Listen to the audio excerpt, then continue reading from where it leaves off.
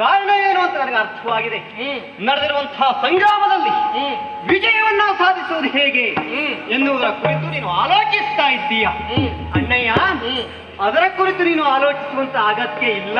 ಇಂದ್ರಾರಿ ಸಮಸ್ಯೆ ಆಗಿ ಹೋದಲ್ಲ ನಮಗೆ. ಕೊಟ್ಟು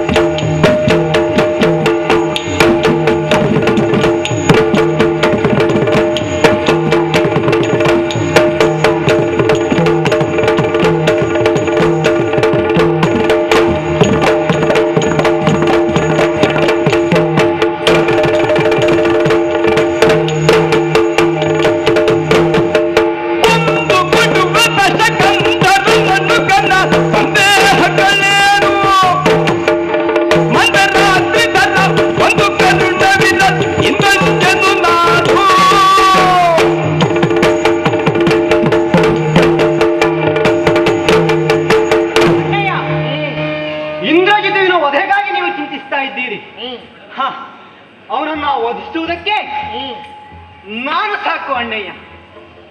ಅವನ ವಧೆಗೆ ಯಾವ ರೀತಿ ಆಲೋಚಿಸಬೇಕಂತ ಅಗತ್ಯವೂ ಇಲ್ಲ. ಬಿಲ್ಲನ್ನ ಹಿಡಿದು ರಣಕಣಕ್ಕೆ ಸಾಗಿ ಅವನು ಏನು ಅಂತ ನೋಡ್ತೇನೆ. ಜೊತೆಯಲ್ಲಿ ನಿನ್ನ ಕರ್ಣವಿದ್ರೆ ನನಗೆ ದೊಡ್ಡ ವಿಷಯವೇ ಅಲ್ಲ. ಕೊಡಿ ಹಣ ವೀಳ್ಯವನ್ನು. ಬಹಳ ಸಮಸ್ಯೆ ಉಂಟು ಅವನ ಕೊಲ್ಲುವ ವಿಷಯದಲ್ಲಿ, ಅದಕ್ಕಾಗಿ ನಾನು ಚಿಂತಿಸಿದ್ದೆ. ಒಂದುಳಿಯದಿ ಸಾಧನಗಳಿದ್ದರೆ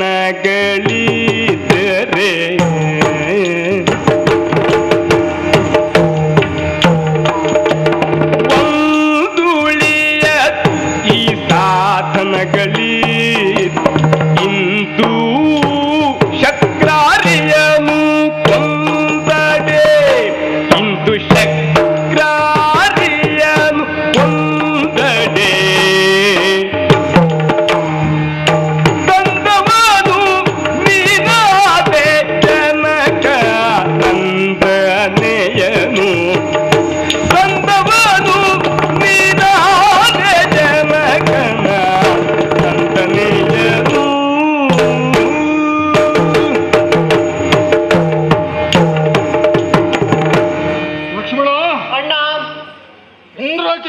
ಕೊಲ್ಲುತ್ತೇನೆ ಆತ್ಮವಿಶ್ವಾಸದಿಂದ ಮಾತನಾಡುತ್ತಿದ್ದಿ. ಹೌದು ಅಣ್ಣ. ಮತ್ತೆ ನಾನು ಪ್ರಶ್ನಿಸುವುದಿಲ್ಲ.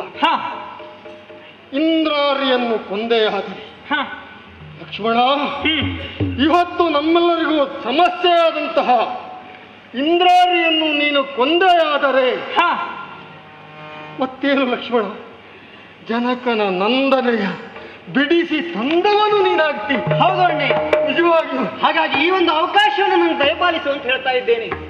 ಲಕ್ಷ್ಮಣ, ಆದೀತು ಆದೀತು. ಇದು ರಾಮನ ಸಾಹಸ ಅಲ್ಲ, ಲಕ್ಷ್ಮಣನದ್ದು. ಲಕ್ಷ್ಮಣ ಅಣ್ಣಯ್ಯ,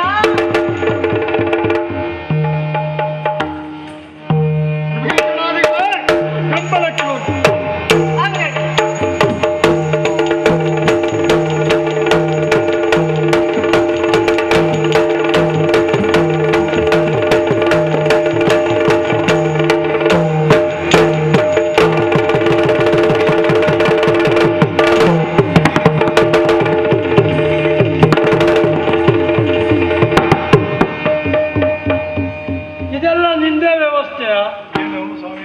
ಅಲ್ಲದೆ ಹೋದ್ರೆ ಆಕಾರ ಯಾವುದು ಕಾಣುವುದಿಲ್ಲ. ಕತ್ತಿ ಮಾತ್ರ ಆ ಕಡೆ ಈ ಕಡೆ ತಿರುಗ್ತಾ ಉಂಟು. ಈ ಕತ್ತಿ ಯಾರಿಗೆ ಎಲ್ಲಿ ಯಾವಾಗ ಅಂತ ಗೊತ್ತಾಗ್ಲಿಲ್ಲ ನಮ್ಗೆ. ನೋಡುವ ಸಂದರ್ಭ ಬಂದಾಗ 7 ಸುತ್ತಿನ ಕೋಟೆ, ಭಾರಿ ಗಾತ್ರದ ರಕ್ಕಸರು, ಇದೆಲ್ಲ ರಕ್ಷಣೆಯಲ್ಲುಂಟು. ನಿಜವಾಗಿಯೂ ನನಗೆ ಮೊದಲು ಅನುಭವ ಬಂದದ್ದೇ ಅದು. ಇಷ್ಟು ರಕ್ಷಣೆ ಇರ್ತದೆ ಅನ್ನುವ ಭರವಸೆ ನನಗಿಲ್ಲ. ಈಗ ಯಾರು ಪ್ರವೇಶ ಮಾಡುವಾಗಿಲ್ಲ, ಯಾರು ಬರ್ಲಿಕ್ಕಿಲ್ಲ. ಹಾಗಿದ್ರೆ ಇದೆ, ನಾವು ಎಲ್ಲಿ ಹೋಗಿದ್ದೇವೆ ಅಂತ ಯಾರಿಗೂ ಗೊತ್ತಾಗುವಾಗ ನನಗೆ ನಿನಗೆ ಬಿಟ್ಟರೆ ಮತ್ತೊಬ್ಬರಿಗೆ ಗೊತ್ತಾಗ್ಲಿಕ್ಕಿಲ್ಲ. ಹಾಗೆ ಆ ಕಾರಣಕ್ಕಾಗಿ ಈಗ ಯಜ್ಞವನ್ನು ನಾನು ಆರಂಭಿಸ್ತೇನೆ. ಅದಕ್ಕೂ ಪೂರ್ವದಲ್ಲಿ ಯಜ್ಞ ಮಾಡಿಸುವವ ನೀನಲ್ವಾ, ದೀಕ್ಷಾಬದ್ಧನಾಗುವ ಮುನ್ನ ಸಂಕಲ್ಪ ಅನ್ನೋದಾಗಬೇಕು. ಇಲ್ಲದೆ ಹೋದ್ರೆ ನೀ ಮಾಡದ್ದು ನಾನು ಮಾಡದ್ದು ಅಂತ ದೇವರಿಗೆ ಗೊತ್ತಾಗಬೇಕು ಬೇಡ. ಆ ಕಾರಣಕ್ಕಾಗಿ ನೀವು ಹೇಳಿದಾಗ ನಡೆದುಕೊಳ್ತೇವೆ. ಹೌದಾ? ಕಟ್ಕವನ್ನ ಬದಿಗಿರಿಸು. ಬಾಯಿಲಿ ನನಗೆ ಜೋಡಿಸಿ ನಿಂತುಕೋ. ನಾನು ಹೇಳಿಕೊಟ್ಟಷ್ಟನ್ನು ಹೇಳಿದ್ರೆ ಸಾಕು. ಹೇಳಿಕಡ್ಡಿಲ್ಲ, ಹಾ, ನಾಲಿಗೆಯಲ್ಲಿ ಹೊರಡುವ ಶಬ್ದ ಮಾತ್ರ ಹೇಳಬೇಕು. ನೋಡು. ಲಂಕಾ ಗಂತುಕ ಲಂಕಾ ಗಂತುಕ ಸಕಲ ಕಂಠಕ ನಿವಾರಣಾರ್ಥಂ ಸಕಲ ಕಂಟಕ ನಿವಾರಣಾರ್ಥಂ ಶತ್ರುಸೇನಾ ಧ್ವಂಸಾರ್ಥಾಯ ಶತ್ರುಸೇನ ಧ್ವಂಸಾರ್ಥಾಯ ಮಹಾಮಾರಣಾದ್ವರ ಹೋಮಂ ಕರಿಷ್ಯೆ. ಮಹಾವಾರಣಾದ್ವರ ಹೋಮಂ ಕರಿಷ್ಯೆ. ಇನ್ನು ದೀಕ್ಷಾಬದ್ಧನಾಗಿ ನೀನು ಕೂತ್ಕೋ. ಇಷ್ಟೇ ಹೇಳ್ತಾ ಇದ್ದೆ. ಮುಂದಿನ ಕಾರ್ಯಕ್ರಮ ನೋಡ್ಬೇಕು.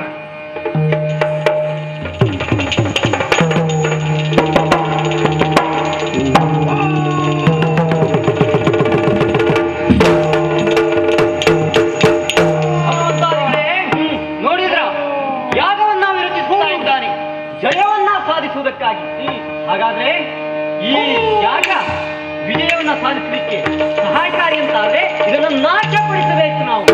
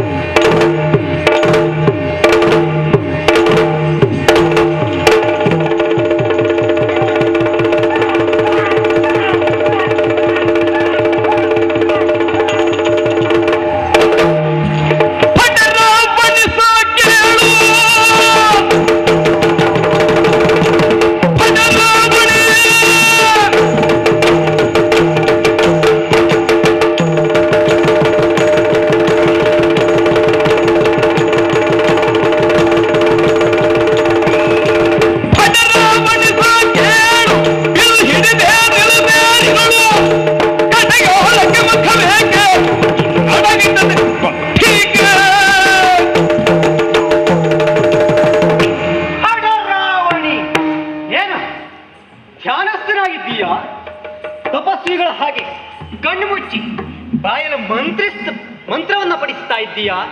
ನೀನೊಬ್ಬ ರಕ್ಕಸ, ಯುದ್ಧವನ್ನ ಸಾಯುತ್ತೀಯ ಅನ್ನುವ ನೆನಪಿದೆಯಾ? ಆಹಾ, ಏನ್ ಚಂದ ನಾಟಕ ಮಾಡ್ತಾನೆ. ಇವನನ್ನು ಹೀಗೆ ಬಿಡುವುದಾ? ಅಲ್ಲವೇ ಅಲ್ಲ, ಇವನಲ್ಲೇ ಹೋಗಿ ಪ್ರಶ್ನಿಸಬೇಕು.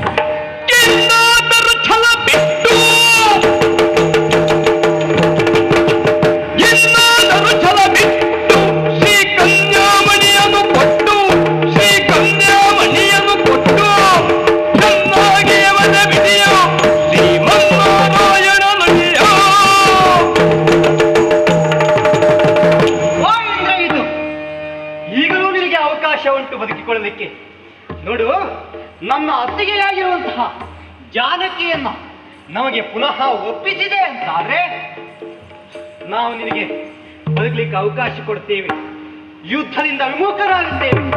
ಅದಲ್ಲ, ಅತ್ತಿಗೆಯನ್ನ ಇಟ್ಟುಕೊಂಡು ಇನ್ನೂ ಯುದ್ಧವನ್ನೇ ಮುಂದುವರಿಸ್ತೀಯ ಅಂತಾದ್ರೆ ನಿನ್ನ ಹಣ ನಿಶ್ಚಿತ. ಹಾಗಾಗಿ ಅದು ಕಣ್ಬಿಡುವುದಿಲ್ಲ.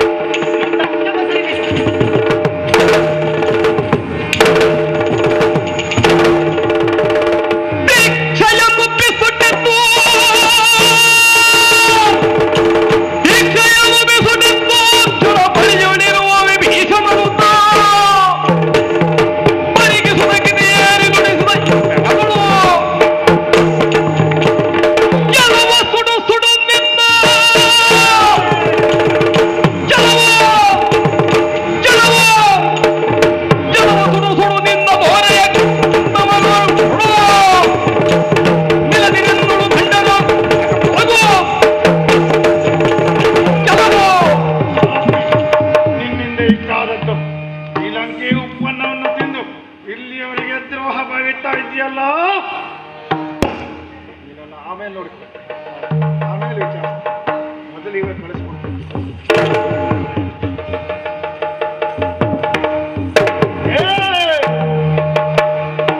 ನಲ್ಲಿ ಯುದ್ಧಕ್ಕೆ ಹೆದರ್ತೇನೆ ಅಂತ ಮಾಡಿದ್ಯಾ ನೀನು? ಮತ್ತೆ ಯುದ್ಧಕ್ಕೆ ಹೆದರ್ತೇನೆ ಅಂತ ಮಾಡಿದ್ಯಾ?